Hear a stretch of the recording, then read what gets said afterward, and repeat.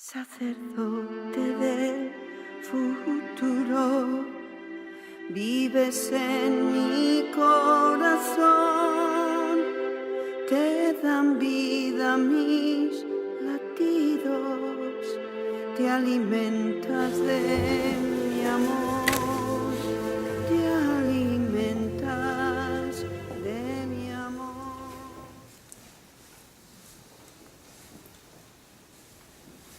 Juan Bautista, aquel niño en el vientre de Isabel que saltó de gozo en la visitación de María, fue un hombre sumamente feliz porque vivió siempre tan unido a Dios.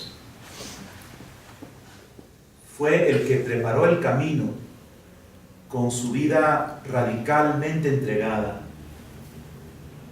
Él, siendo hijo de sacerdote, tenía bastantes buenas perspectivas en Jerusalén. Podría haber hecho algo importante, entre comillas, de su vida, bastante acomodado. Pero es un hombre apasionado de Dios que se lanzó al desierto. Y ahí vivía en comunidad, escudriñando las Escrituras con un sentido profético de que el Mesías estaba ya pronto por venir. Pero, ¿cómo serían las lenguas en Jerusalén hablando de este loco que se vestía de tal manera como un fascineroso y que comía saltamontes? Que se metió en una comunidad tan radical. Y el concepto en sí de ser rechazado, de ser incomprendido, de ser juzgado, es un arma muy fuerte del demonio para paralizarnos. Pero este hombre rompió esas barreras y se dejó llevar por el Espíritu. Y ese es un hombre feliz, un hombre realizado, porque vivió la voluntad de Dios. Y cuando vio a Jesús venir, pudo decir: ese es el Cordero de Dios. Síganlo a Él, ya no a mí. Yo tengo que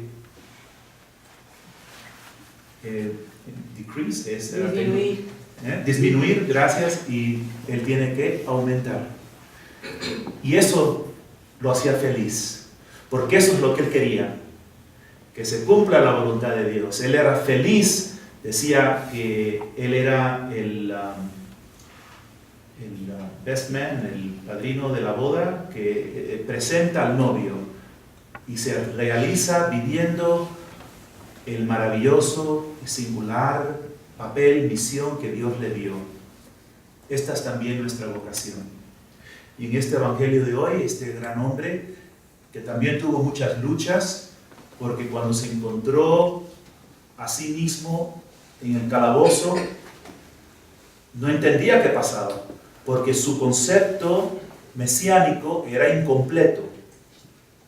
Y él pensaba que Jesús, el Mesías, venía a establecer el reino davídico, expulsando a los romanos y estableciéndose él como rey. Y sin embargo se encontraba aquel que era el precursor metido en un calabozo y manda a algunos que le pregunten a Jesús: bueno, ¿qué está pasando? Cosa correcta, preguntar. No entiendo, ¿qué está pasando? ¿Y cuál es la respuesta? Díganle que los ciegos ven, los sordos oyen, los paralíticos andan, y se anuncia el reino de Dios. Y él recibe esta noticia. ¿Qué pensará Juan Bautista? Así que todos los ciegos ven, los sordos oyen, los paralíticos andan, y yo, que soy el precursor, que he dado la vida por él, me pudro aquí en la cárcel y nada. ¿Y por qué no añade: y los presos son liberados? Pero no ocurrió así. Él vivió plenamente el misterio de Dios hasta el extremo. Confiar en Dios como alma víctima de amor sin saber qué va a ocurrir. Y por decir la verdad y por enfrentarse con el rey, en una ocasión, como siempre hace el enemigo, prepara el cóctel, ¿no? Estaría Herodes ya bien tomadito, se pone a jactarse, le dice a esta chica que ha bailado: te doy lo que tú me pidas, hasta la mitad de mi reino. Y después de decir esto, le pide la cabeza de Juan Bautista y él ya no sabía qué hacer. No quería quedar mal. ¿Cuántas cosas nosotros hemos hecho para no quedar mal? Para que la sociedad no nos critique, para no hacer el papel de bocones, que hablamos demasiado, ahora ya no me quiero echar atrás, y sigo, si metí la pata, ahora la voy a meter más todavía, para quedar bien, no rectificar. Y Juan Bautista es la víctima que pierde la cabeza. Sin embargo, el triunfo de Juan Bautista es total, porque él literalmente se une al sacrificio dando su vida, y es el precursor también en esto. Jesús quiso que tuviera esa gloria, como han tenido los mártires. Y nosotros, ¿para qué estamos guardando nuestra vida? Si tenemos miedo de ser almas víctimas, si tenemos miedo de entregarnos a lo que sea que Dios quiera, ¿para qué y para quién estamos guardando nuestra vida? ¿Para los gusanos en la tumba? Porque de ahí no nos vamos a salir. Entonces, ¿por qué no hacer algo grande con nuestra vida? Decirle: sí, Señor, aquí estoy, todo tuyo, sea lo que sea, para tu gloria.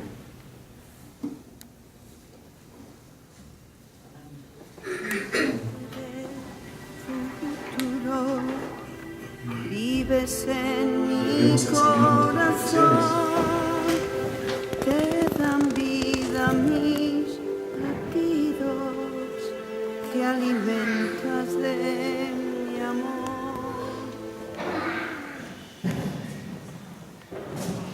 Querida familia, Dios nos creó con un corazón capaz de conocerle y de amarle. Y cuando el corazón está sano, este es el gran tesoro: vivir unidos en el amor con Dios. Todo lo demás es secundario. Lo más grande es vivir esa comunión de amor con Dios. Cuando el corazón está sano, podemos tener intimidad con Dios. ¿Qué ha ocurrido? ¿Cuál es la tragedia humana? Que por el pecado, esa comunión, ese enamoramiento de Dios y el hombre se perdió, y en su lugar el ser humano quedó absorto en el placer de la tierra, de la carne, el pan de comer, las cosas que tener, y ese amor por Dios se perdió. Pero Jesús vino para restaurar otra vez esa intimidad con el Padre, ese amor con el Padre. Y aquí vemos ese gran choque. La gente lo está buscando, ¿por qué? Porque Él había acabado de multiplicar el pan, el milagro, el gran milagro de la multiplicación de los panes. Y ellos querían más, querían vivir en una vida donde el pan se dé en abundancia. Y muchas veces nosotros nos pasa igual. Estamos ansiosos de resolver problemas prácticos. Necesitamos pan, necesitamos muchas cosas, Y Dios lo sabe. Pero primero, Él quiere que sepamos la importancia del amor. Qué dicha conocer el amor de Dios. Entonces, pasa aquí algo muy sorprendente. La gente le pregunta, ¿qué signo tú haces para que creamos en ti? Él acaba de multiplicar el pan y todos se saciaron de pan y le están preguntando qué signo puede hacer. No tomaron en cuenta el milagro que acaba de ocurrir. A veces nos pasa igual. Dios ha actuado en nuestra vida. Dios ha hecho ya milagros en nuestra vida y le estamos preguntando, Señor, ¿y qué signo tú me haces para yo creer en ti? ¿Y cómo se entristece el Señor de nuestra falta de fe? El Señor nos quiere guiar, pero no es a donde nosotros creemos. Él tiene un plan mejor. Tenemos nuestros conceptos, nuestras expectaciones de Dios. Pero el Señor quiere que escuchemos lo que Él nos quiere dar. ¿Y sabes qué es lo que el Señor quiere dar? Él se quiere dar Él mismo. Si yo quiero que tú me conozcas, que tú me ames, porque esa va a ser tu verdadera felicidad, no el pan, no las cosas. El Señor sabe que las necesitamos, pero mientras que eso sea la prioridad, nunca vamos a avanzar. El Señor le preguntan, ¿qué obras tenemos que hacer para trabajar en lo que Dios quiere? Esta pregunta ocurre mucho en el Evangelio y siempre el Señor responde, vengan a mí. No es cuestión de hacer más obras. ¿Qué tengo que hacer para ser bueno? Y siempre queremos que nos den algo concreto que hacer. Esto, mandamientos para hacer. Pero el Señor quiere entrar en una relación personal. Entonces Él responde, la obra que Dios quiere es esta, que crean en Él que Él ha enviado, o sea, crean en mí. Entonces no es cuestión de que yo les voy a dar obras que hacer. Es que ustedes van a ser mis amigos. Ustedes van a estar conmigo. Y en el camino ya van a ver cómo vivir, cómo todo cambia.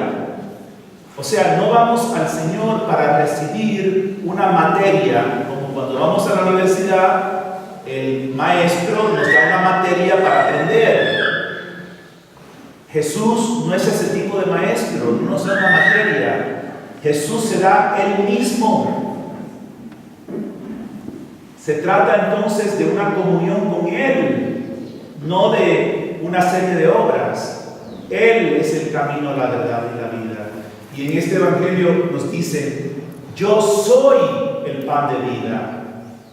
Tengan hambre de mí. Yo quiero que ustedes me coman. Que ustedes me deseen más que nada en la vida. Es así como vamos a ser felices. Yo soy el pan de vida.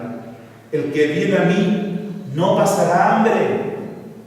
El que cree en mí nunca pasará sed. Y ellos todavía están pensando, Señor, danos ese pan. Y el Señor dice, yo soy ese pan. Vengan a mí. Hoy el Señor nos está invitando a todos a poner toda nuestra atención en Él, en desearlo a Él. Piensa, ¿qué es lo que es importante en tu vida? ¿Cuántas cosas estás afanado de hacer, de vivir? ¿Y dónde está el Señor como prioridad? El Señor quiere que vayamos a Él. Y esto concuerda con la primera lectura del Éxodo. Ya los israelitas habían visto cómo Dios, por medio de Moisés, abrió el mar y ellos pasaron por el mar rojo. Un tremendo milagro. Pero después en el desierto vienen más pruebas. y tienen hambre y empiezan a quejarse. ¿Para qué nos sacaste de Egipto? Eran esclavos y ahora quieren volver a ser esclavos otra vez. Estábamos mejor antes, aunque sea teníamos algo que comer. Y se estaban quejando contra Moisés. Y cuando se estaban quejando contra Moisés, se estaban quejando contra Dios.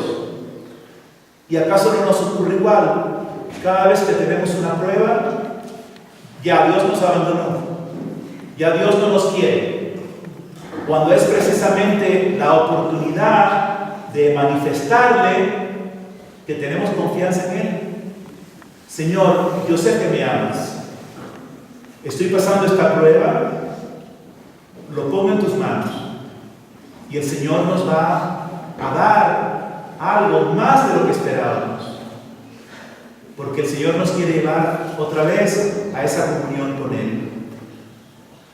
Estamos viviendo en un tiempo que hay mucho relativismo. Eso quiere decir, yo tengo mi opinión, tú tienes tu opinión, el otro tiene su opinión, cada uno opina de las cosas como crea. Entonces no hay verdad, no hay realidad de las cosas, son solo opiniones. Nosotros entonces vivimos en la confusión si vivimos así. El Señor quiere que tengamos certeza de que Él está con nosotros, de que Él nos está llevando, de que no es solamente una opinión, sino que hemos encontrado la verdad. Y esta es la segunda lectura. El Señor nos dice que no, el Señor, a través de San Pablo, dice, esto es lo que digo y aseguro, no andéis ya como los gentiles que andan en la vaciedad de sus criterios. Cada uno piensa lo que le parece, criterios vacíos. Vosotros, en cambio, no es así lo que habéis aprendido de Cristo.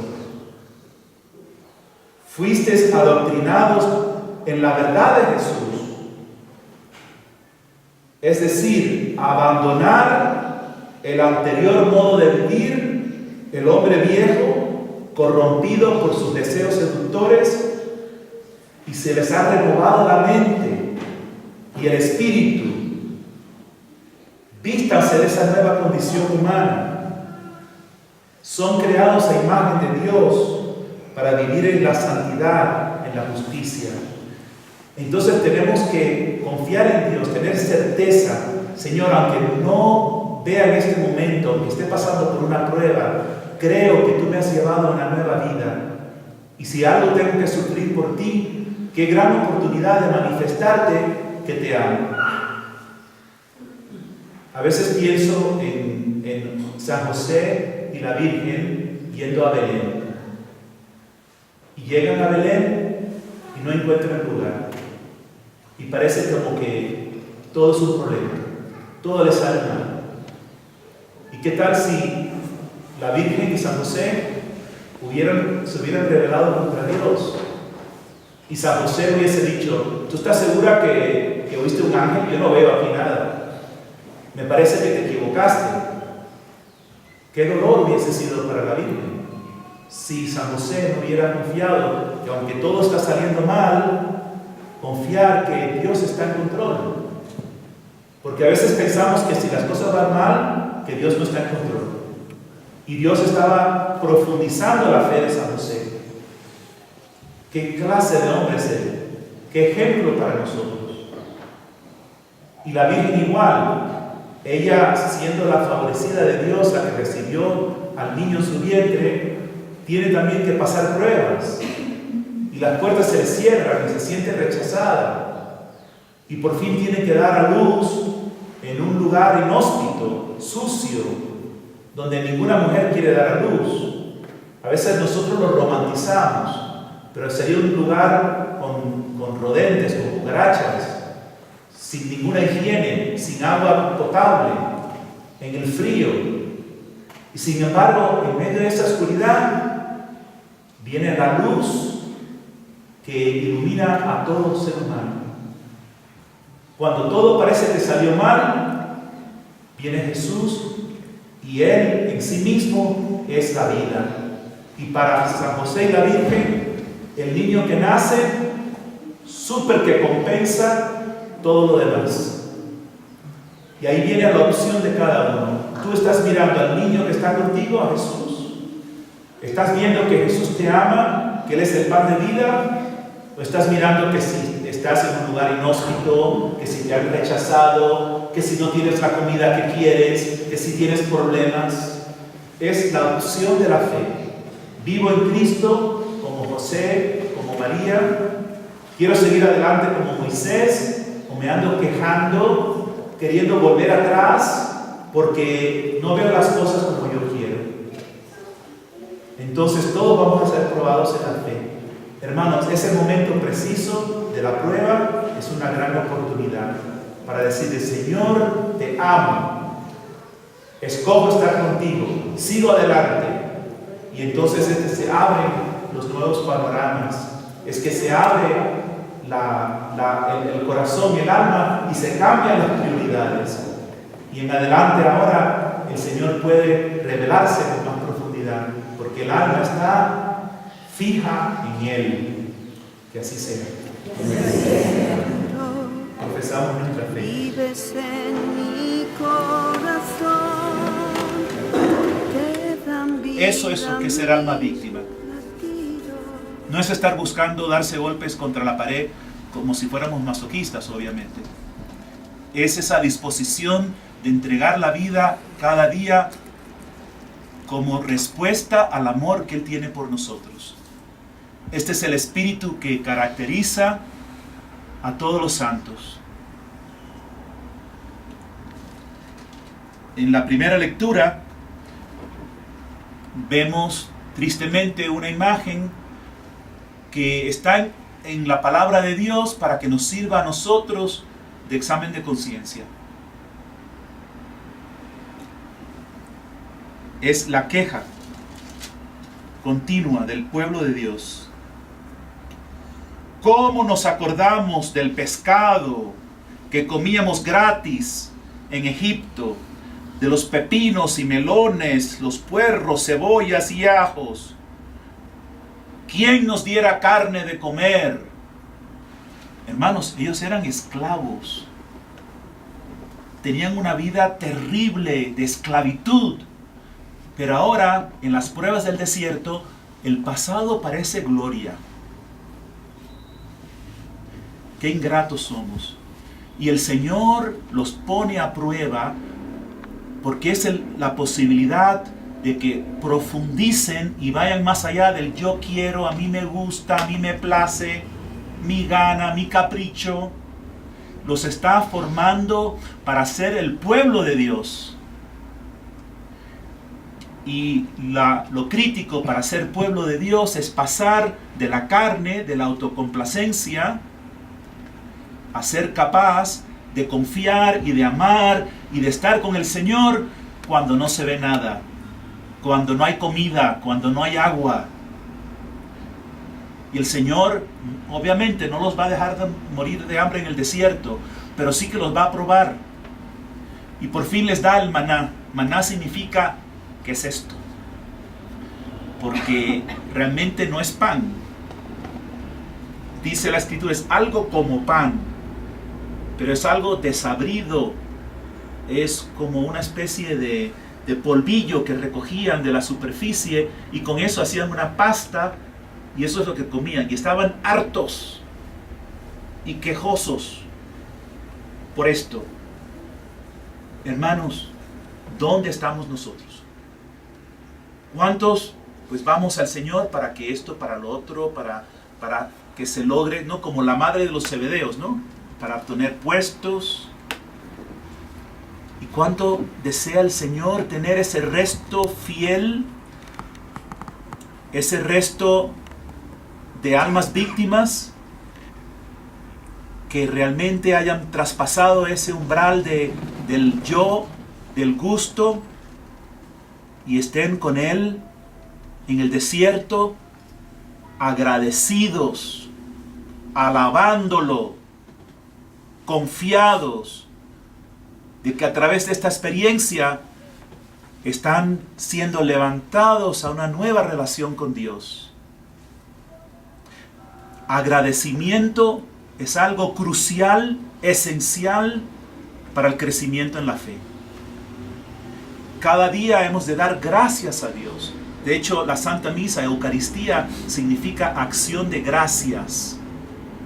Si estamos aquí, es por pura gracia de Dios. Nadie se merece estar aquí. Nadie se merece el amor de Dios. Él lo da de gratis. Y hemos de ser profundamente agradecidos. Estar atentos a lo que otros han hecho por nosotros para valorarlo y agradecerlo. Si en alguna forma nos han ayudado en este camino, saber agradecerlo y orar y honrar a los que nos han ayudado. Por parte de Moisés, vemos la fotografía de lo que es un verdadero pastor y de lo difícil que es. Porque está entre Dios y los hombres. Es un prototipo de Jesucristo. Y él se siente como entre la espada y la pared. Y se siente que ya no puede más. Porque este pueblo se le viene encima. Y poco le falta para que lo linchen. Porque le echan a él la culpa de todo. Y él, sin embargo, tiene que perseverar. Pero llegan momentos que expresa su debilidad y dice, ya no puedo más, Señor. Yo no paría a toda esta gente para que tú me las dieras. Y ya quiere que el Señor se lo lleve. Sin embargo, acto seguido, Moisés defiende al pueblo de Dios y quiere que el Señor no cargue su justicia sobre ellos. Es por eso que decimos que es un tipo, un signo de lo que será Jesús en plenitud, que está entre los hombres y el Padre y se ofrece con ese acto supremo de amor, con el deseo que muchos le correspondan y se unan a su amor y también se ofrezcan con él al Padre. Hermanos, estamos aquí todos por una llamada del Señor a ser almas víctimas de amor. Y ahora la palabra de Dios tiene que encontrar en nosotros una nueva profundidad y por lo tanto una nueva respuesta. Y lo que hace posible pasar de la superficie del maná, del gusto, a seguir adelante es el amor, pero no cualquier amor, el amor de cruz. Como decía San Pablo, estoy crucificado con Cristo. Mi carne se rebela, mi carne protesta, mi carne se queja, mi carne murmura. No falta un momento que no estamos ya molestos y sensibles a cómo me miraron, cómo no me miraron, qué dijeron, qué no dijeron. Eso es verdad, así somos.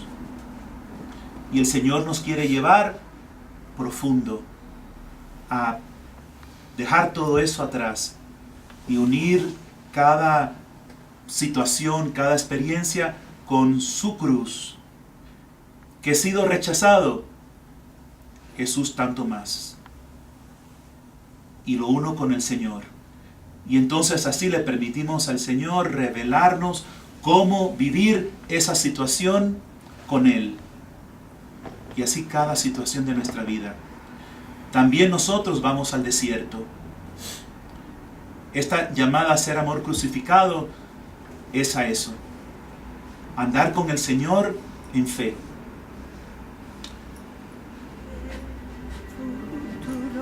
Presentemos al Señor nuestras peticiones. En mi corazón te dan vida mis latidos, te alimentas de mi amor. El Señor esté con ustedes. Y con tu espíritu. Lectura del Santo Evangelio según San Mateo. Gloria a ti, Señor Jesús.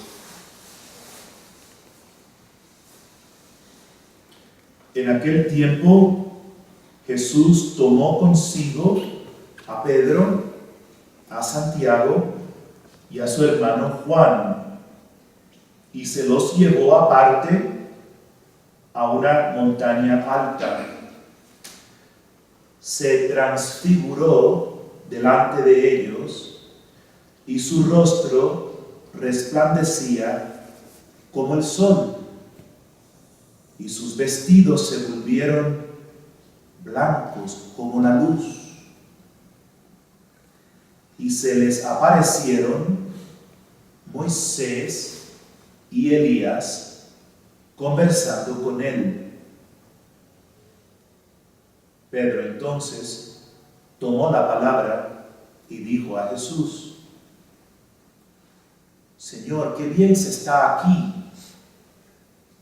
Si quieres, haré 3 tiendas, una para ti, otra para Moisés y otra para Elías. Todavía estaba hablando cuando una nube luminosa los cubrió con su sombra, y una voz desde la nube decía: Este es mi Hijo, el amado, mi predilecto, escuchadlo. Al oírlo, los discípulos cayeron de bruces, llenos de espanto. Jesús se acercó y tocándolos, les dijo: Levántense, no teman. Al alzar los ojos, no vieron a nadie más que a Jesús solo. Cuando bajaban de la montaña, Jesús les mandó: no cuenten a nadie la visión hasta que el Hijo del Hombre resucite de entre los muertos.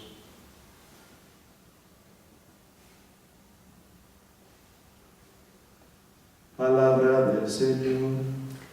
Gloria a ti, Señor Jesús.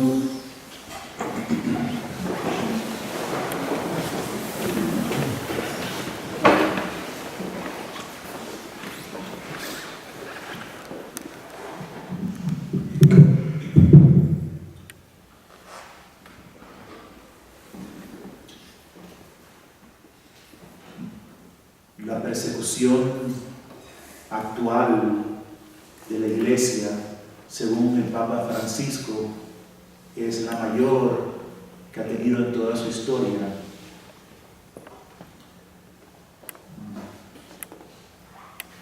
Miles y miles de cristianos están siendo martirizados al margen de las noticias, de siquiera el dolor de los propios hermanos que somos de ellos. Debería ser que en todas las parroquias haya un clamor de oración por el dolor, por la persecución. En la historia hemos visto cómo vienen como tiempos de gran persecución en diversas regiones. El Señor está advirtiendo que viene un gran tiempo de gran dificultad, de tiempos decisivos, que serán de mucho sufrimiento, y por eso el Señor nos quiere preparar y nos quiere manifestar su gloria. En la transfiguración, el Señor se llevó a los 3 más íntimos, y ellos vieron a Jesús conversando con Moisés, que representa la ley del Antiguo Testamento, Elías, que representa a los profetas, para que ellos pudieran entender que todo llega a su plenitud en Jesús. Jesús es el cumplimiento de toda la ley y los profetas. No es solamente un maestro, un gran hombre, se ha hecho hombre entre nosotros. El Señor quería preparar a estos tres de manera especial, y por eso que en la transfiguración conversan precisamente Moisés, Elías y Jesús sobre cómo Jesús iba a morir. También más tarde Jesús les dice específicamente: vamos a Jerusalén, me van a entregar, me van a crucificar. Y esta realidad ellos no son capaces de recibirla. El hombre está profundamente oprimido, ciego, y va a hacer falta el poder del amor divino que irrumpe y vence las fuerzas de la opresión del mal en la cruz, para que puedan recibir el Espíritu Santo y puedan ser hombres nuevos, transformados. Piensen qué seria es esta batalla, qué grande es esta opresión, que ni siquiera los apóstoles aceptaban a través de todos estos signos lo que el Señor les decía. Y el Señor estaba preparando a estos tres en particular para que sean capaces de sostenerse en el tiempo de la prueba. Son los mismos tres más cercanos a los que Jesús les va a pedir en Getsemaní que se mantengan en oración con Él. Habiendo visto su gloria, su transfiguración, habrían de ver a Jesús demacrado, temblando, experimentando la carga de todos los pecados de la humanidad, sudando sangre, hasta incapaz de mantenerse en pie, porque realmente se entregó como hombre, como ser humano. Ya no era el Jesús atractivo, ya no era el Jesús a quien todo el mundo quería ver. Yo soy discípulo, mira, soy discípulo de Jesús. Vicariamente querían participar de su gloria, de su importancia, pero en Getsemaní no. En Getsemaní ya no se veía la gloria del Señor. Se veía un hombre aplastado con este peso, luchando profundamente contra estas fuerzas oscuras. Y ya no lo entendían, ya no se sentían a gusto con él. Y nuestra querida Lourdes nos dio una reflexión una vez en la comunidad, que esos mismos apóstoles que querían estar, ¿verdad?, a la derecha, a la izquierda, y que se sentían tan orgullosos de ser discípulos del gran Jesús, no sabían qué hacer. Y cuando uno se siente así de mal, lo que quiere es escapar. Y una forma de escapar es quedarse dormido. Otra forma de escapar es tomando. Otra forma de escapar es muchas actividades, multiplicar asuntos y cosas que hacer, ruido, músicas, cualquier cosa, para no estar en silencio, para no enfrentar la realidad. Hay momentos que Dios se manifiesta en su gloria, momentos de gracia tan importantes, para que seamos después fuertes y los guardemos en el corazón y podamos sostenernos cuando no vemos nada.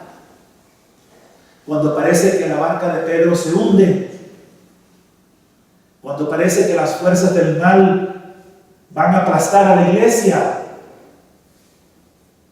ahí va a hacer falta el remanente fiel. Va a hacer falta esas almas que se han preparado en oración, en disciplina, para ser almas víctimas de amor. Y el Señor nos dice, ¿quién quiere venir conmigo? ¿Quién quiere vivir las pruebas, las luchas, la cruz conmigo para ser victorioso conmigo?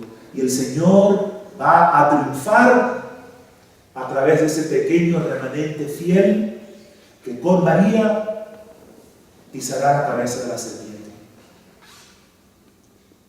Esa es nuestra vocación.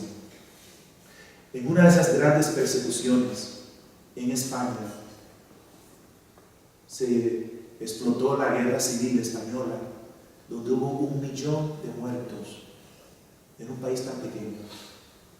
Como ha pasado en tantos lugares, esas explosiones tremendas de odio contra Cristo, como pasó en México en el tiempo de los cristeros, como también ha pasado aquí en otra forma, ¿verdad? De persecuciones, de guerras. En esta situación, en España, los comunistas tenían la determinación de acabar con la celebración eucarística. La persiguieron a muerte. Y una consigna que ellos utilizaron para repudiar directamente la Eucaristía es ese dicho: al pan, pan y al vino, vino.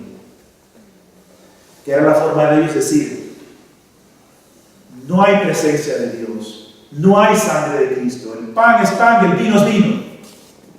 Déjense de bobadas. Porque el hombre sin Dios queda reducido a lo que puede entender naturalmente. Solo por la gracia podemos ver más. Las realidades más profundas no se pueden captar por el mero uso de la razón.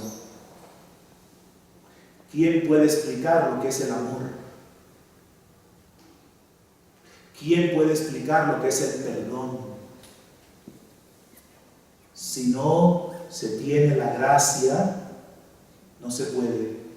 Y cuando vemos ahora el desmoronamiento de las estructuras que sostienen la civilización, es muy difícil dialogar con el que no tiene fe, porque ¿cómo tú explicas lo que es la familia? Presupone que hay ciertos valores para poder empezar a explicar. ¿Cómo tú explicas lo que es el matrimonio? Y la verdad de la vida que trae Dios a través de sus caminos.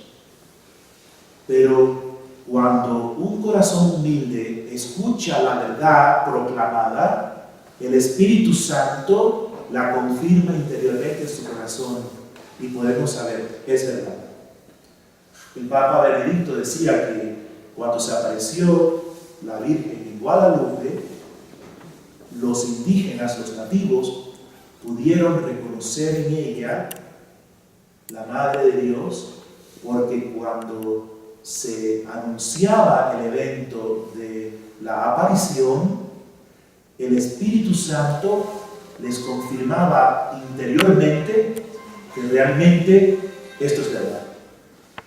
De manera que no es, lo creo porque lo entiendo. Más bien lo creo porque en mi corazón el Espíritu lo afirma.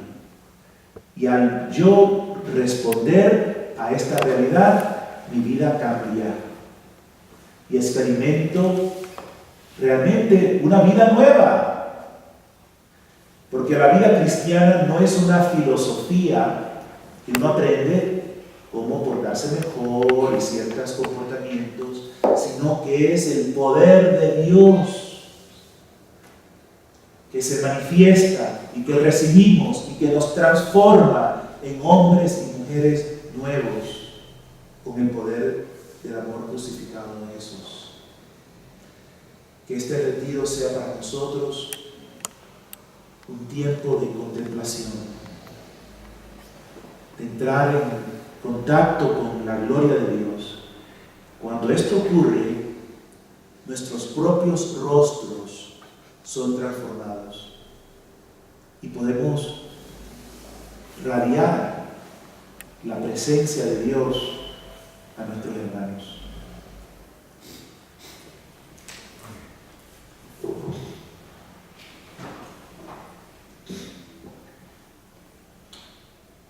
Presentemos al Señor nuestras peticiones. Vives en mi corazón,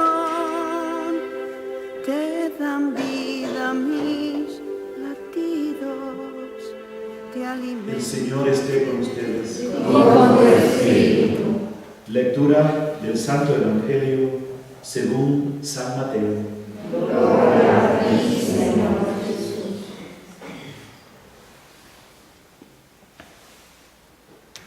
En aquel tiempo dijo Jesús a sus discípulos: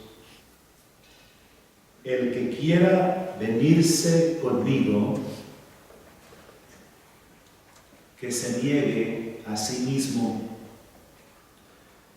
que cargue con su cruz y me siga.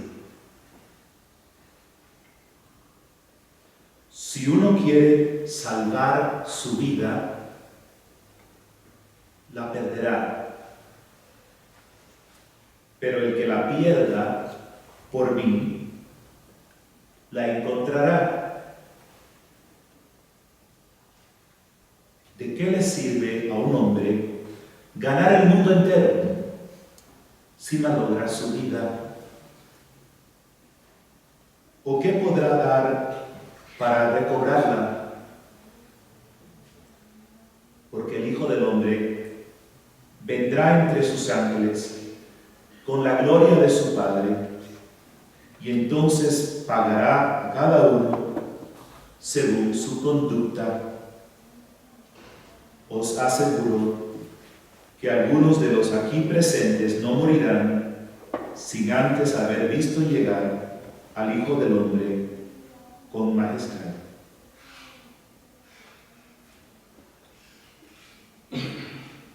Palabra del Señor. Gloria a ti, Señor Jesús.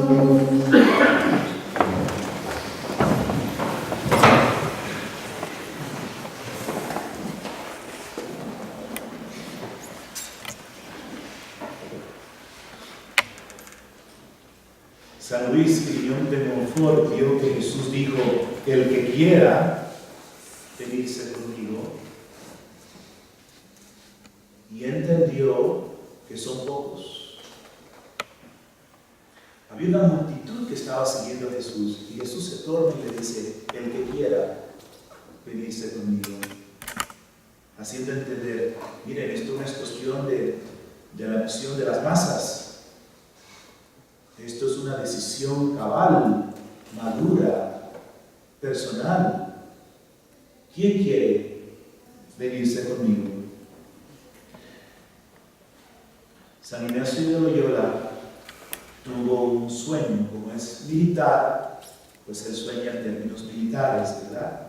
Y él vio a Jesús como un rey. El enemigo le había invadido su territorio, y él va al pueblo y le dice: voy a reconquistar mi reino.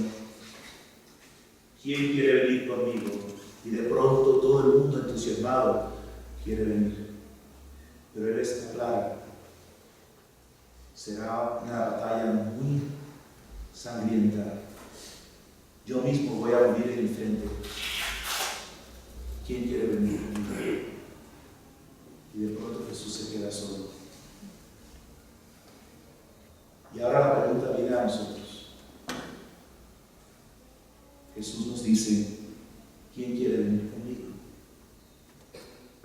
Y nos dice cómo hacerlo. Que se niegue a sí mismo, que cargue con su cruz y me siga. Porque si uno quiere salvar su vida, la perderá. Y nos preguntamos: Y si pierdo mi vida, ¿de qué vale todo? Si quiero salvar mi vida, ¿lo voy a perder? ¿Qué significa esto? Si yo quiero salvarla a mi manera, pensando que yo mismo sé cómo mejor llevar mi vida a la plenitud, la voy a perder. Pero si la perdemos en el sentido de que se la entregamos, que ya no es mía, es tuya, Señor, te entrego mi vida, ¿qué dice el Señor que ocurrirá? Que entonces la voy a encontrar. De todas formas vamos a vivir muy corto tiempo. Pero si yo quiero hacer mi vida yo mismo como mejor creo, la voy a perder. Pero si se la entrego, la voy a encontrar. Esta es la buena noticia.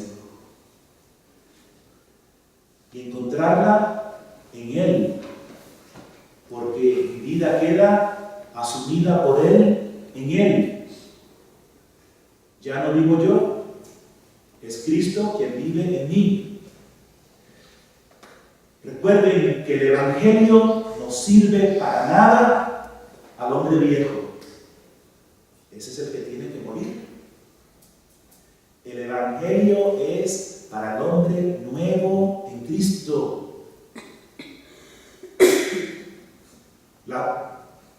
El cristianismo no es una mera filosofía o una serie de doctrinas, eso lo dijo el Papa Benedicto.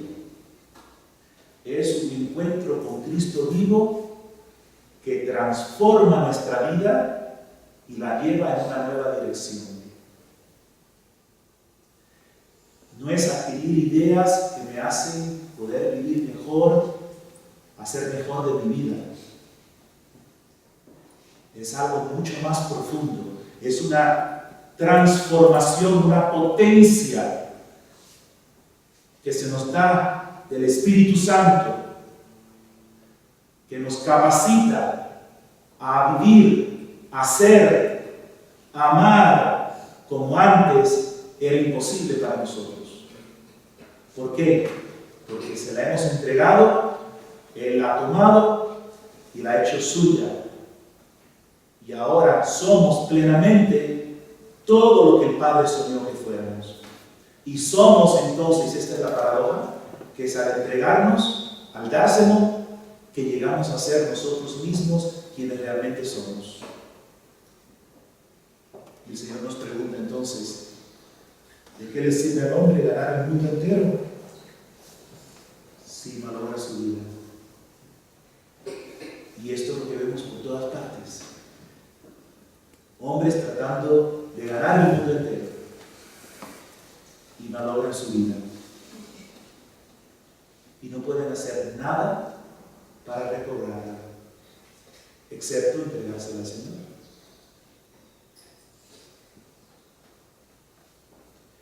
Jesús entonces nos dice que vendrá entre sus ángeles con gloria de su Padre y entonces pagará a cada uno según su conducta.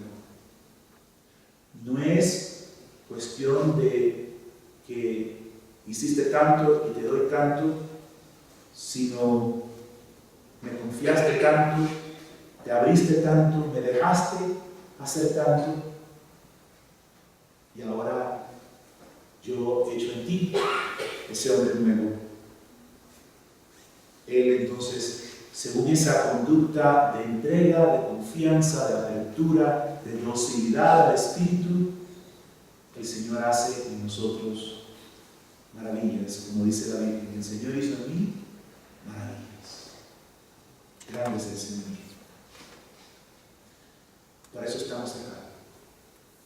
Bregando con ese miedo, con esas luchas. Me entrego, no me entrego, se lo doy, no se lo doy. Y nos podemos encerrar en conflictos, en pensamientos, pero cuando lo miramos a Él crucificado, ponemos su atención en vez de nuestros cálculos, mirarlo a Él contemplar su mirada, encontrarnos con su mirada, entonces vamos más allá y decimos, sí, Señor.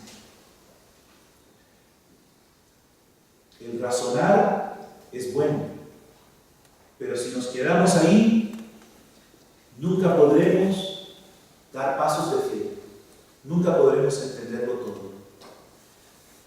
En una ocasión, un joven muy racionalista fue a la NASA, allá en la Florida, y le enseñaron todo en los proyectos de viajes espaciales, cómo llegó el primer hombre a la Luna, etc. Y él preguntaba, y llegaba un momento que se topaba con su capacidad de entendimiento, porque él no es un científico de cohetes. ¿Qué tal si este joven hubiese dicho, si yo no lo entiendo, no lo creo? Pues hombre, es que tú no tienes conocimientos de ciencia de cohetes. Es más, que a lo mejor, aunque estudies toda tu vida, tu cabeza no te da para eso, porque todo el mundo no es genio, ¿verdad? ¿Y tú crees que el hombre fue a la Luna? ¿Tú crees que existen esos viajes espaciales? ¿Lo crees porque lo entiendes? No. ¿Lo crees porque hay suficiente evidencia que se te ha presentado y tienes la suficiente humildad para reconocer, pues yo no soy genio? Yo no puedo entender cómo funciona un cohete, pero puedo creer que existen personas más inteligentes que yo. ¿Eso es justo? Pensar que hay gente que es más inteligente que yo. Pues claro. Ahora, si eso es cierto, con meros seres humanos, con meras criaturas, ¿cuánto más con Dios? Le vamos a pedir al Señor razones de cosas que infinitamente nos superan en nuestro entendimiento, o nos basta con el testimonio que nos ha dado de su amor y reconocer, Señor, hay muchas cosas que no entiendo. Es bueno preguntar, pero hay preguntas que son humildes, que nos llevan a poder saber cómo hacer nuestra parte mejor. Como la Biblia cuando preguntó, ¿y cómo va a hacer esto? Si yo no conozco varón. Es una pregunta muy buena. Ella no dudó. Ella tenía una fe plena, pero quería saber cómo hacer de su parte. El error, por ejemplo, de Zacarías es que sí se consternó con el mensaje del ángel. Preguntó, pero era ya con duda. Entonces, nosotros ponderamos las cosas de Dios, vamos discerniendo el camino, pero vamos dando pasos en fe, aunque sobrepasen nuestro entendimiento, porque ya hemos tenido paz, que el Señor nos ha dicho, esto es lo que quiero de ti, confía. Por eso, después de todo lo que le dijo Jesús a Santa Faustina, ¿verdad?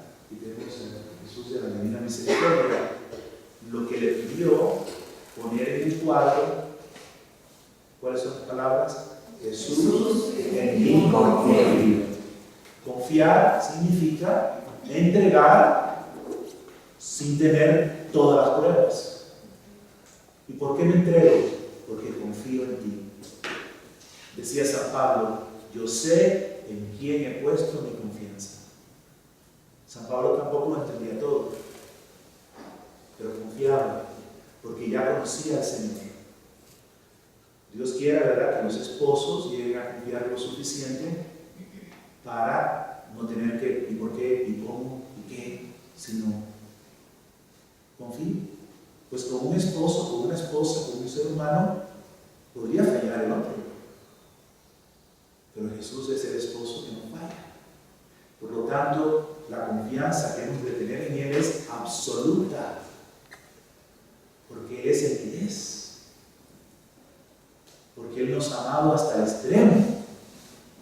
Cuando llegamos así poder entonces entregar, que eso significa confianza, dice el Señor, entreguemos la vida a Él para encontrarla, entonces llegaremos a la plenitud de la felicidad y de la unión en el amor con Dios.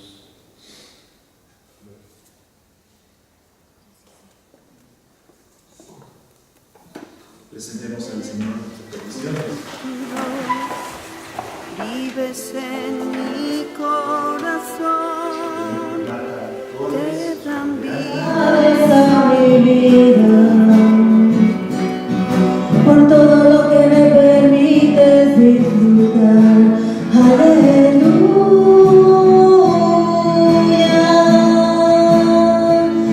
aleluya,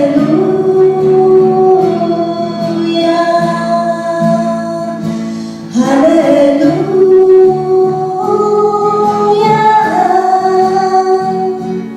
Agradecido estoy por tu bondad.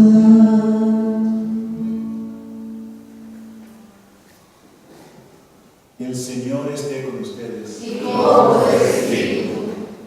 Lectura del Santo Evangelio según San Mateo.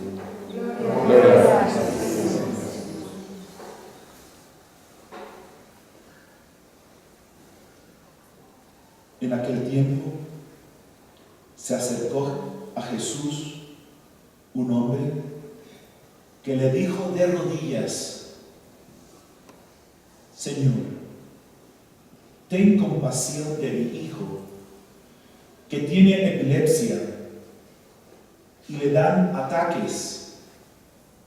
Muchas veces se cae en el fuego o en el agua. Se lo he traído a tus discípulos y no han sido capaces de curarlo. Jesús contestó: gente sin fe y perversa, ¿hasta cuándo os tendré que soportar? Traédmelo. Jesús increpó al demonio y salió. En aquel momento se curó el niño. Los discípulos se acercaron a Jesús y le preguntaron aparte: ¿y por qué no pudimos echarlo nosotros? Les contestó: por vuestra poca fe. Os aseguro que si fuera vuestra fe como un grano de mostaza, le diríais a aquella montaña que viniera aquí y vendría. Nada os sería imposible.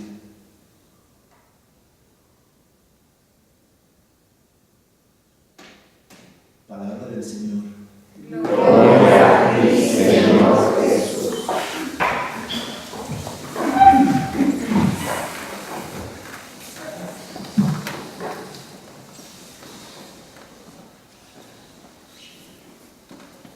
Aquí Jesús reacciona con palabras muy fuertes que nos pueden sorprender, ¿verdad? Gente sin fe y perversa, ¿hasta cuándo os tendré que soportar? Jesucristo es humano y se angustia profundamente porque si no hay fe, los demonios siguen oprimiendo a la gente, de manera que su dolor es por amor. Es como decir: despierten ya, abran los ojos y vean la realidad. Hoy día, pocos reconocen la opresión del demonio, ni en sus personas, ni tampoco en el mundo. Y por lo tanto quieren resolver las cosas con el control humano. Y qué difícil es tener fe, creer que el Señor tiene poder para liberar demonios. Y aquí está la humildad, ¿verdad? Yo no tengo poder, pero sí creo que si tengo fe, el Señor va a hacer su obra de liberación. Pero hace falta, le dice el Señor a sus discípulos, tener fe. Si tuviéramos fe como un granito de mostaza, que es la más chiquita, veríamos milagros maravillosos. Y esta es la vida de los santos. Y la fe se muestra por dar pasos arriesgados, dar pasos en que los tenemos que soltar de la barca y empezar a caminar sobre el agua. Algo que me maravilla de todos los santos es su audacia. Por ejemplo, Santa Teresita del Niño Jesús, siendo una jovencita novicia, escribe que el Señor le ha enseñado un camino nuevo, el camino del amor. Parecería que es arrogante. ¿Y tú qué haces diciendo eso? Si eres una novicia, calla y estudia y aprende. Pero ella supo escuchar la voz del Espíritu, siendo sumamente obediente y dócil al mismo tiempo, porque los santos caminan un camino estrecho, al mismo tiempo que son humildes y obedientes, son obedientes a sus superiores, no dejan de escuchar al Espíritu y tienen que caminar ese camino estrecho, y por la obediencia que tienen a sus superiores, la voz del Espíritu que les guía se purifica de toda la lacra humana y oyen aún más perfectamente al Espíritu. Por ejemplo, Santa Faustina creía que estaba loca. Ella, sin embargo, se vio obediente a sus superiores, pero nunca pensó: ya no voy a escuchar más al Señor, estas apariciones me están causando problemas, seguro que es el demonio, y ya no voy a oír más. Ella tuvo que vivir ese dolor de no ser comprendida, seguía siendo obediente, pero seguía siendo atenta al Señor. En una ocasión estaba con Jesús, tocó la campana y no sabía qué hacer. Bueno, estoy con el Señor y están tocando la campana, y el Señor le dijo: no, vete, obedece. Pero ella seguía atenta al Señor. Santa Margarita, la que tuvo la aparición del Sagrado Corazón, también pensaba que estaba endemoniada. Y fue gracias a Claudio de la Colombia, el sacerdote jesuita, que la defendió. ¿Qué tal San Francisco de Asís? No había opciones en la iglesia para lo que el Señor le estaba diciendo. Él podría haberse humillado y pensado: pues yo seré un buen monje benedictino, porque no puedo ser sacerdote y seguir la misión que tengo, pero tampoco soy llamado a ser monje en monasterio. Pero como no hay opciones, eso no existía en la iglesia, ser fraile, pues me hago un monje, seré buen hombre, rezaré todos los días, seré muy humilde, seré muy bueno, y nunca hubiéramos tenido la renovación, la potencia del Espíritu que ha sido el movimiento franciscano en la iglesia. Él fue obediente, pero no tuvo reparo de desnudarse frente del obispo, que era un escándalo. Sí, pues ya renuncia a todo. Y fue hasta el Papa para pedir autoridad para hacer algo que no existía. Y comenzaron así los frailes, que vivían una vida de profunda disciplina, de profunda pobreza, pero iban de pueblo en pueblo libremente anunciando el Evangelio. San Francisco nunca fue sacerdote, fue diácono. Santo Domingo, que es contemporáneo, pues también fue llamado por el Señor Y mientras que los que iban a predicar a los albigenses iban a confrontar, a pelear, iban muy cómodos las misiones oficiales, iban con mucho lujo, con mucha comodidad. Él iba con su obispo, que también era un hombre de Dios, en total pobreza. Se dedicaban a la oración, a la penitencia, que el Señor los prepare para que sea el Espíritu el que hable en los debates que tenían con los albigenses.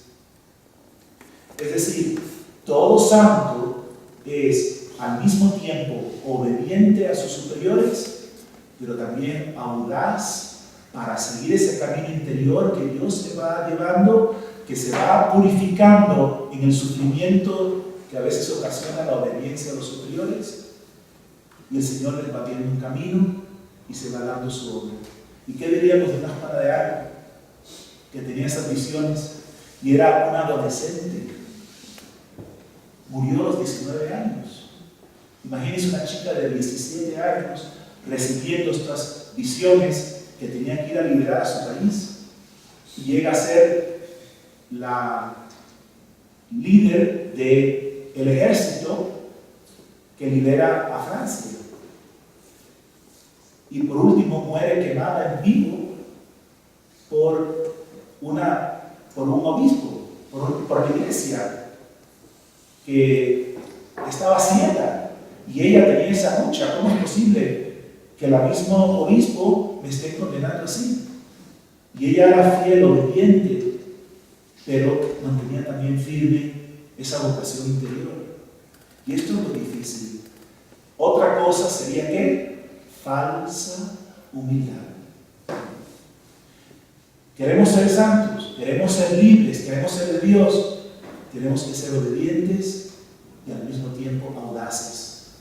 Tenemos que no enterrar nuestros talentos, sino tenemos que gastarnos completamente en el amor de Dios. Es maravilloso ver así la vida de cada santo, qué valientes eran, cómo escuchaban y eran atrevidos. La venerable Conchita, madre de 9 hijos, y el Señor le empieza a enseñar cosas que la iglesia no hizo conocidas hasta el Concilio Vaticano II, que vino mucho después. Y ella, antes todavía que existiera el Opus Dei, que existiera José María Escrivá de Balaguer, ella entendió que todos estábamos llamados a la santidad. Al principio ella le dijo: oh Jesús, si hubiera sabido que existían monjitas, yo me hubiera hecho monjita. Y el Señor le dijo: no, yo he querido que tú fueras una mujer casada, porque así me vas a dar la mayor gloria que yo tengo destinada que tú me des. Tú no eres para ser monjita, tú eres para ser una madre, y vas a ser testigo del Señor siendo santa así. Entonces, al mismo tiempo que el Señor estaba con una secretaria que era religiosa en Polonia, Santa Faustina, al mismo tiempo tenía otra secretaria que era madre de familia en México. Y vemos cómo se complementan los estados de vida, los dos llamados a la santidad, y también nosotros llamados a la santidad. No sirve de nada leer la vida de los santos y decir: ¡ay, qué tremendo sea! Sino que están ahí para que yo, pues ahora me toca. Ahora me toca a mí. Presentemos a Dios nuestras peticiones. Señor, tú nos has llamado para ser todos niños, para vivir en esta vida nueva, maravillosa, audaz, valiente, con auténtica humildad. Tú nos has llamado para ser capaces de dar la cara por ti, proclamar la verdad con amor. Te pedimos, Señor, la gracia, la fuerza. Roguemos al Señor. Señor, te pedimos por todos los hermanos que están sufriendo tantas opresiones, para los que no comprenden la batalla espiritual, para para los que no saben que hay demonios que oprimen, que engañan, que ciegan, y por lo tanto no comprenden tampoco para qué vino Jesús al mundo, para salvarnos, para redimirnos, para llevarnos a Dios, para darnos su vida. Señor, para que entendamos esta verdad, roguemos al Señor. Por todos los que están siendo la fuerza oculta para que este retiro dé mucho fruto,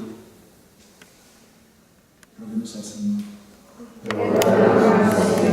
Con todas las intenciones que ya hemos enunciado, roguemos al Señor. ¿Alguien más? Señor, te pido por el Padre Ángel, que nos dará su tratamiento para que tú traigas sanación a su corazón. Te pido igualmente por la misa religiosa de Daniel. Futuro, vives en mi corazón, te dan vida mis latidos, te alimentas de mi amor. Primera lectura. Lectura del primer libro de los Reyes. Cuando Elías iba huyendo, caminó por el desierto una jornada y al final se sentó debajo de una mata de retama y se deseó la muerte diciendo: basta, Señor, quítame la vida, que yo no valgo más que mis padres. Se acostó bajo la mata de retama y se durmió. De pronto un ángel lo tocó y le dijo: levántate, come. Miró Elías y vio a su cabecera un pan sobre unas brasas y un jarro de agua. Comió, bebió y se volvió a acostar. Pero el ángel del Señor lo volvió a tocar y le dijo: levántate, come, que te queda todavía un camino muy largo. Elías se levantó, comió y bebió, y con la fuerza de aquel alimento caminó 40 días y 40 noches hasta el Horeb, el monte de Dios. Palabra de Dios. Te alabamos, Señor.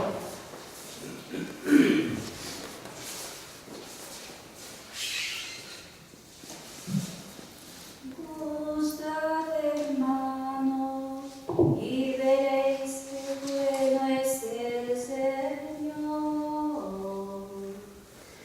Gustad, hermanos, y veréis que bueno es el Señor. Bendigo al Señor en todo momento, su alabanza está siempre en mi boca.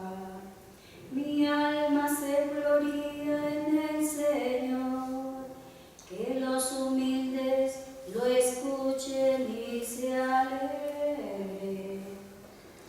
Gustad, hermanos, y veréis que bueno es el Señor. Proclamad conmigo la grandeza del Señor, ensalcemos juntos su nombre. Yo consulté al Señor y me respondió, me libró de todas mis ansias.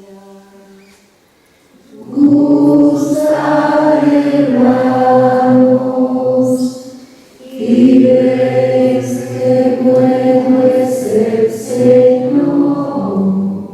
Contempladlo y queréis radiantes, vuestro rostro no se avergonzará. Si el afligido invoca al Señor, Él lo escucha y lo salvará de sus angustias. Gustad, hermanos, y veréis que bueno es el Señor.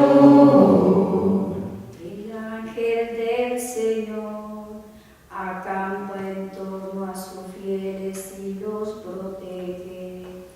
Gustad del bueno que es el Señor, dichoso el que se se acoge a él. Gustad, hermanos, y veis que bueno es el Señor.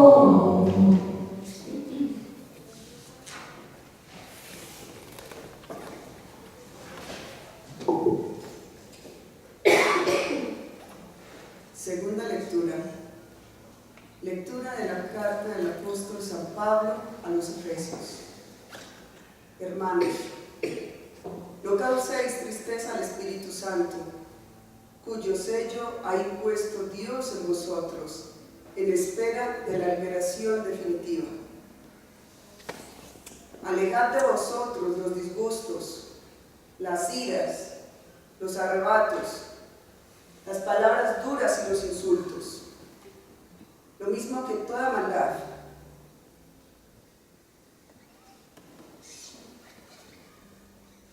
Sed más bien benignos y compasivos unos con otros.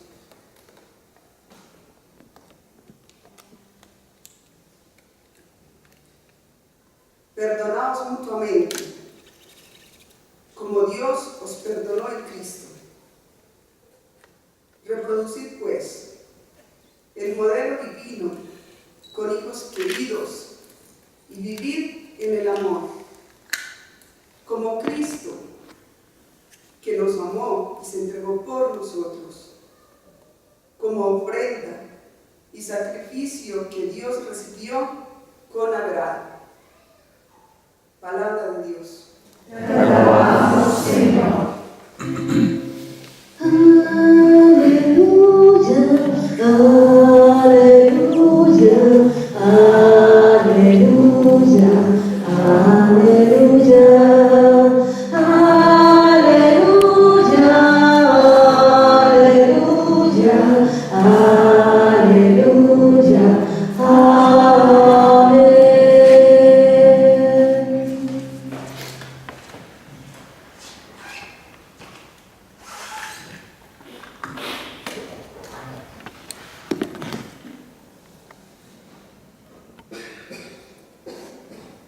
El Señor esté con ustedes. Y con tu espíritu. Lectura del Santo Evangelio según San Juan. Gloria a ti, Señor Jesús. Estando en la sinagoga de Cafarnaúm, los judíos empezaron a criticar a Jesús porque había dicho que él era el pan bajado del cielo, y decían: ¿este no es Jesús, el hijo de José? Nosotros sabemos quiénes son su padre y su madre. ¿Cómo dice ahora que bajó del cielo? Jesús les respondió: no critiquen entre ustedes. Nadie puede venir a mí si no lo atrae el Padre que me envió. Y yo lo resucitaré en el último día. Está escrito en los profetas: todos serán instruidos por Dios. Todo el que escucha al Padre y recibe su enseñanza, viene a mí. Esto no quiere decir que alguien haya visto al Padre fuera del que procede de Dios. Solo Él ha visto al Padre. Yo os aseguro, el que cree tiene vida eterna. Yo soy el pan de vida.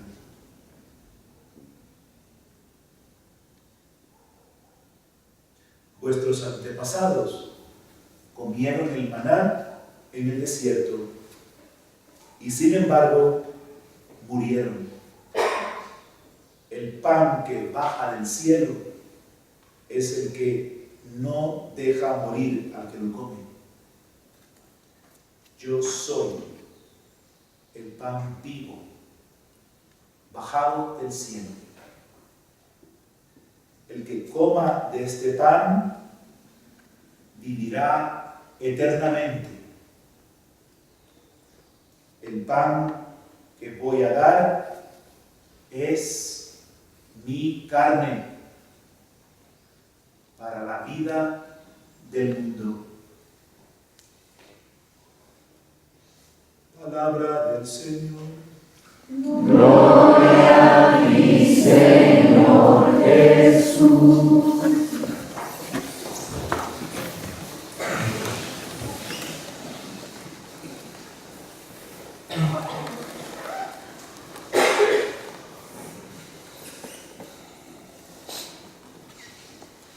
Lourdes fue maestra de Montessori y nos enseñó en la comunidad que en Montessori empiezan a enseñarlos a los niños con cosas concretas y de ahí pasan entonces a los conceptos, ¿correcto? Pues Jesús hace lo mismo. Empieza con algo que nosotros podemos entender para llevarnos a una realidad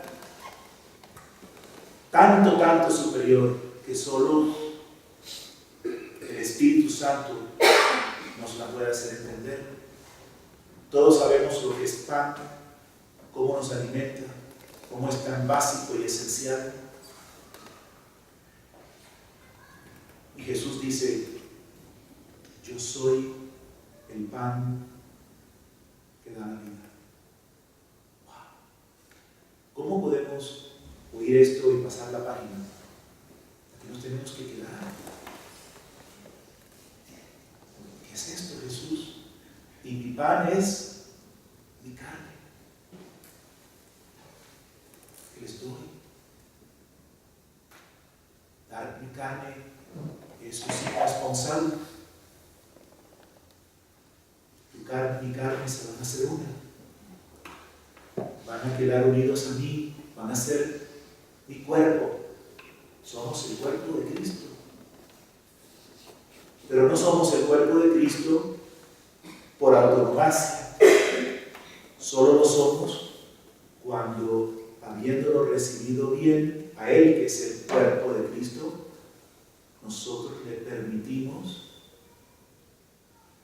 unirnos a Él, y injertarnos en Él y ser su cuerpo. Los judíos lo miran de arriba para abajo con desprecio. Está loco, dice que viene del cielo. Si conocemos a su papá, a su mamá, Él es demasiado humano, familiar, conocido para que puedan creer. Sepan algo, que el misterio de la encarnación es algo tremendo. Creer que el Dios grande, el Dios todopoderoso, realmente se hace humano, de carne y hueso, y que quiera casarse con nosotros.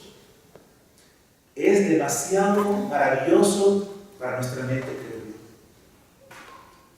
Miren, el demonio no tiene ningún problema de que creamos en un Dios que se quedó en el cielo, o que reduzcamos todo a lo terrestre.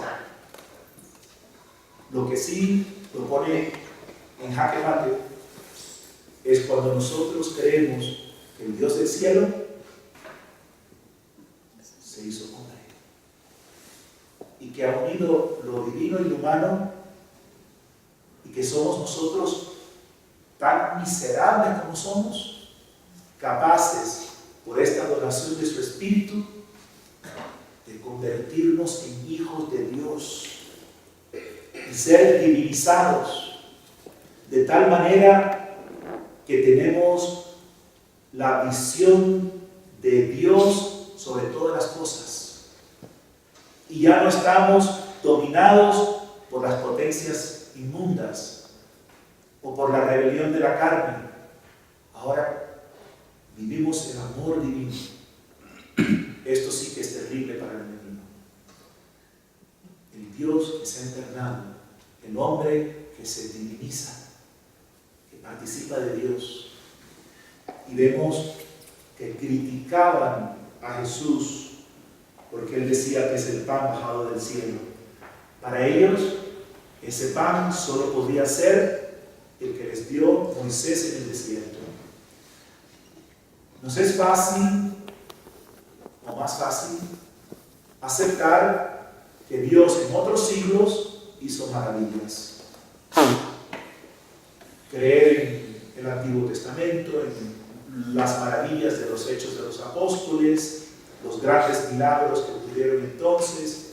Lo que sí nos cuesta es creer que el mismo Dios está actuando en él. Qué maravilla Santa Teresa de Ávila, Santa Teresita de Lisieux, que es bastante reciente, pero que puedan haber santos aquí entre nosotros, que Dios continúe hablando. Eso sí que nos parece demasiado. Dios hizo portentos en el pasado, pero ahora quizás no tanto. Había un profesor que decía, es que en el Antiguo Testamento, en los Hechos de los Apóstoles, hacía falta grandes milagros y portentos porque la iglesia se estaba iniciando y tenía que evangelizar a los paganos, de modo que el Señor les daba estas fuerzas especiales. ¿Aló? Y hoy día no los necesitamos tanto. Hoy día no hace falta el poder de Dios para poder evangelizar a los paganos y despertar a los corazones muertos. Claro que sí. Pero si reconocemos que el Espíritu está entre nosotros, eso nos da tremenda responsabilidad. Significa que cada uno aquí está llamado a ser santo, a vivir esta vida nueva, a comer la carne de Cristo y hacerse hostia viva, y ser profundamente diferentes que la mentalidad que gobierna el mundo. Y ser como San Pablo que dice, no me avergüenzo de Jesucristo. No me avergüenzo del Evangelio. Sé en quién he puesto mi confianza. Mucho amor, caridad, comprensión, pero mantenerse firme en nuestro testimonio.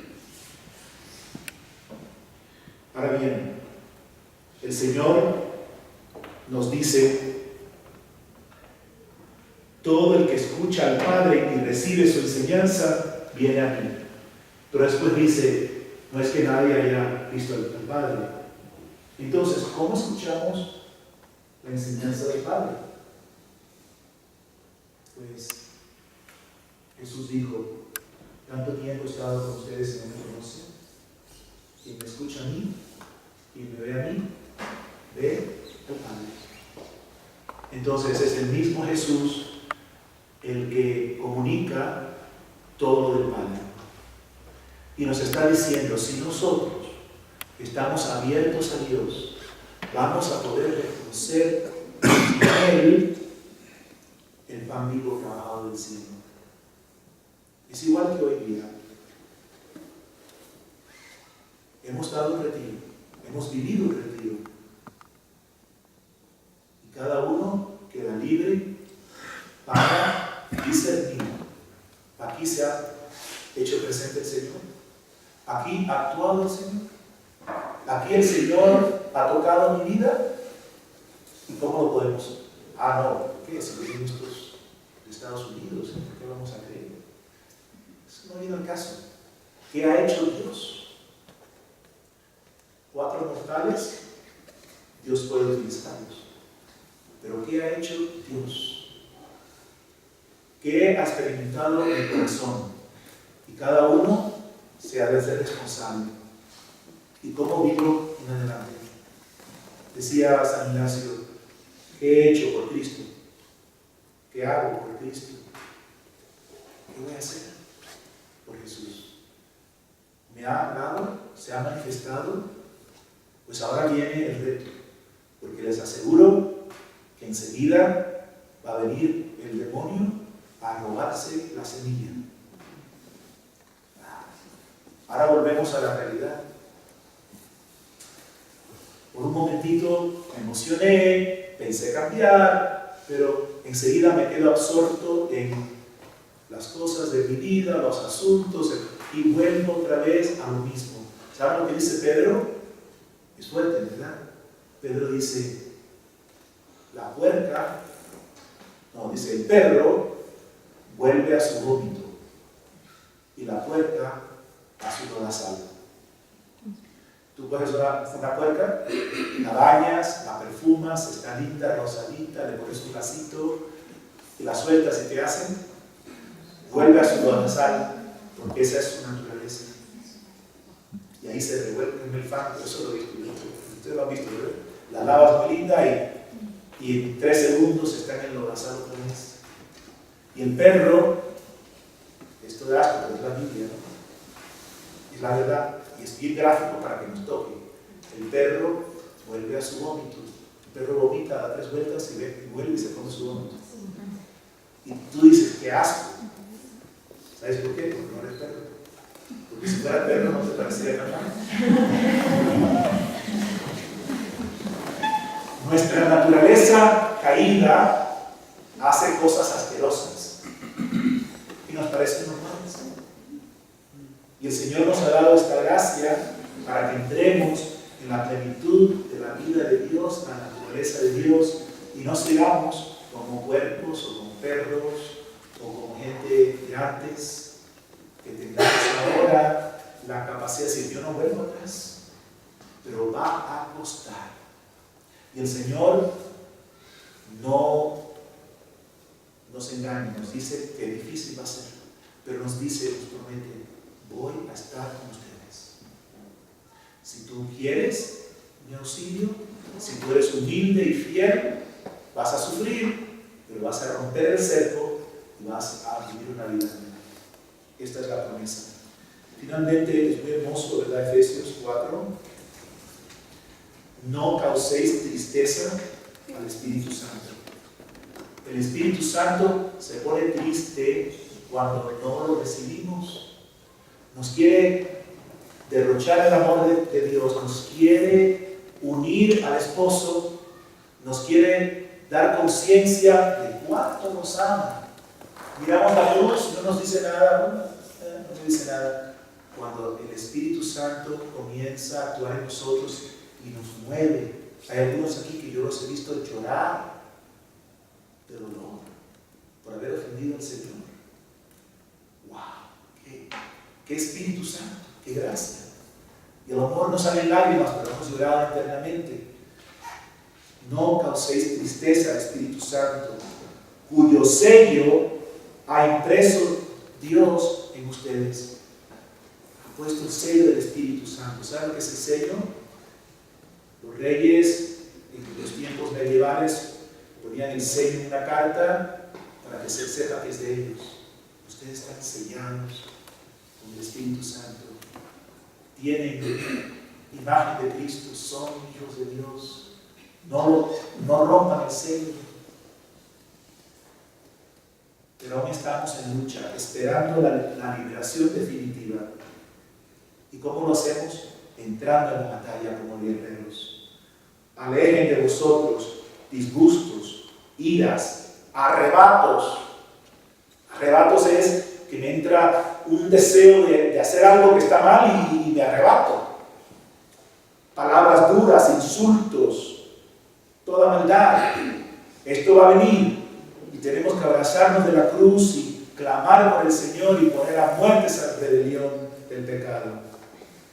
Ser más bien benignos, compasivos unos con otros. Ahora viene algo difícil. Perdónense mutuamente. Mutuamente, perdónense. No, porque ella me hizo. Hay matrimonios que uno, no, pero hace 5 años tú me hiciste eso, no me olvido. Y estás sacando cuentas. Perdonen y empiecen de nuevo. Y ahora nos lleva a lo que hemos estado hablando en este retiro. Reproduzcan el modelo divino como hijos queridos y vivan el amor. Reproduzcan, hagan presente el modelo divino que es Jesús. Vivan en el amor que es Él, como Cristo. Esta es la medida que nos amó y se entregó por nosotros como ofrenda, como sacrificio. Está describiendo la cruz. Nos está diciendo San Pablo, ¿quieren echar adelante? Tienen que reproducir en ustedes el amor de Cristo que se entregó por nosotros como ofrenda y sacrificio que Dios recibió como grado. Cuando vienen los insultos, los rechazos, las incomprensiones, Señor, reproduce en mí a Cristo, para que yo sea su cuerpo viviendo esto como alma víctima de amor. Que así sea. Que así sea.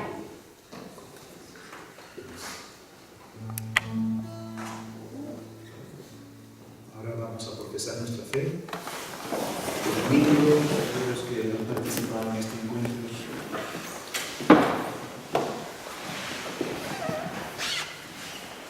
En esta nuestra última misa de este encuentro, Señor, queremos darte gracias,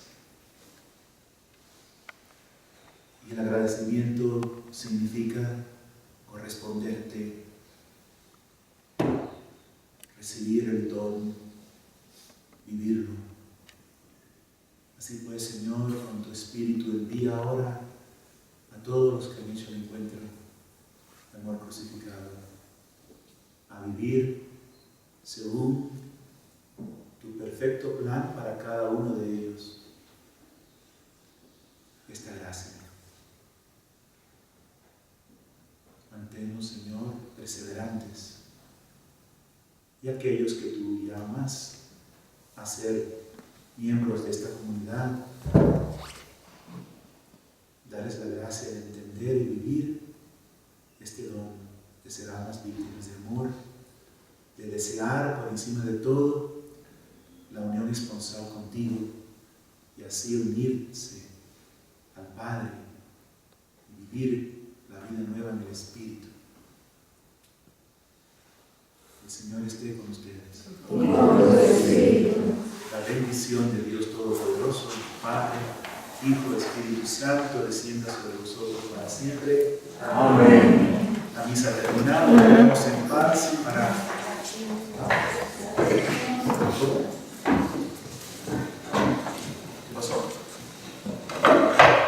La misa terminada, vayamos en paz para glorificar a Dios en nuestras vidas.